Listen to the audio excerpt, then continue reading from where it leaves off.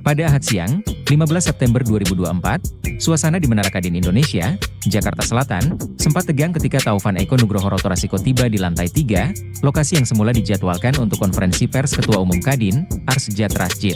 Taufan, yang merupakan adik ipar Anindya Bakri, datang bersama pengawalnya dan mengklaim bahwa kepengurusan baru Kadin di bawah pimpinan Anindya, hasil musyawarah nasional luar biasa, Munaslup, berhak menggunakan kantor tersebut.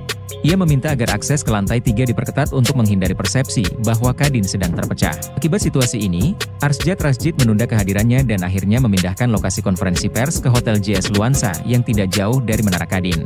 Novel Salehilabi, Wakil Ketua Organizing Committee Munaslup, menyatakan bahwa Taufan tidak bermaksud melarang siapapun bergabung dengan Kadin di bawah kepemimpinan Anindya, namun kegiatan di kantor resmi Kadin seharusnya mendapatkan izin dari Anindya terlebih dahulu.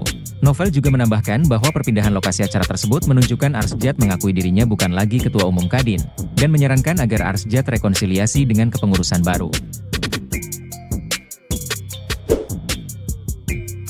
Hasan Nasbi, Kepala Presidential Communication Officer, PCO, membela Kaisang Pangarep terkait tuduhan gratifikasi penggunaan jet pribadi.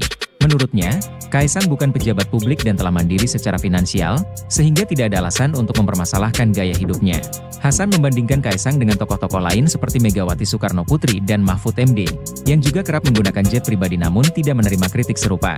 Ia merasa penggunaan jet pribadi oleh tokoh lain justru diabaikan, sementara reaksi terhadap Kaisang dipicu oleh kebencian yang menumpuk dan berusaha menyudutkan Kaisang serta Presiden Joko Widodo. Hasan juga menyoroti bahwa Mahfud MD pernah mengakui menggunakan jet pribadi milik Yusuf Kala, namun tidak menuai kontroversi.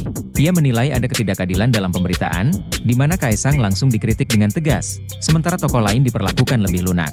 Menurut Hasan, reaksi yang berlebihan terhadap Kaisang ini tampak seperti upaya trial by press yang dimaksudkan untuk menjatuhkan Kaisang dan keluarganya, dan ia menegaskan bahwa hal ini perlu disikapi secara lebih objektif. Apakah kalian setuju dengan hal tersebut?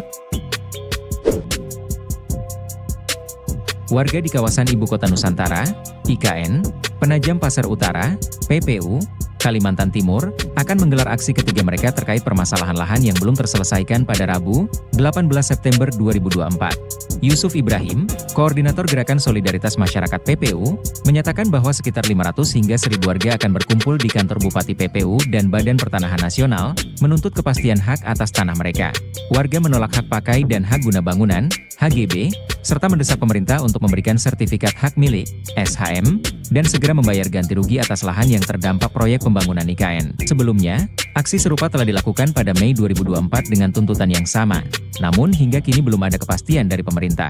Masyarakat mengeluhkan tindakan pemerintah yang dinilai sepihak, termasuk pembebasan lahan tanpa sosialisasi dan penggusuran yang tidak diimbangi dengan proses negosiasi yang adil. Ketua Satgas Pelaksanaan Pembangunan IKN, Dani Sumadilaga, menyatakan bahwa ganti rugi akan dibayarkan setelah proses pembebasan tanah selesai. Meskipun warga seperti Alfian, yang terdampak proyek tol, mengaku belum menerima pembayaran penuh atas tanah mereka. Menurut kalian, apakah permasalahan lahan ini bisa segera terselesaikan? Presiden Joko Widodo, Jokowi, menegaskan bahwa pembukaan ekspor terkait sedimentasi laut, bukan pasir laut, yang telah dilarang selama lebih dari 20 tahun sejak era Presiden Megawati. Jokowi menjelaskan bahwa ekspor yang diizinkan adalah hasil sedimentasi yang mengganggu jalur kapal, bukan pasir laut secara umum. Ia menekankan pentingnya memahami perbedaan antara sedimen dan pasir laut, meskipun keduanya tampak serupa. Hasil sedimentasi ini diambil untuk mencegah gangguan terhadap ekosistem dan navigasi pelayaran. Pembukaan ekspor ini diatur dalam Peraturan Pemerintah, PP, Nomor 26 Tahun 2023 yang mengelola hasil sedimentasi laut. Hal ini ditindaklanjuti oleh Menteri Perdagangan Zulkifli Hasan dengan dua aturan baru, yaitu Permendak Nomor 20 dan Nomor 21 Tahun 2024, yang mengatur kebijakan ekspor sedimentasi laut. Pemerintah menegaskan bahwa ekspor tidak akan dilakukan secara sembarangan, dan izin hanya akan diberikan setelah kebutuhan dalam negeri terpenuhi. Bagaimana pendapat kalian mengenai komentar Jokowi ini?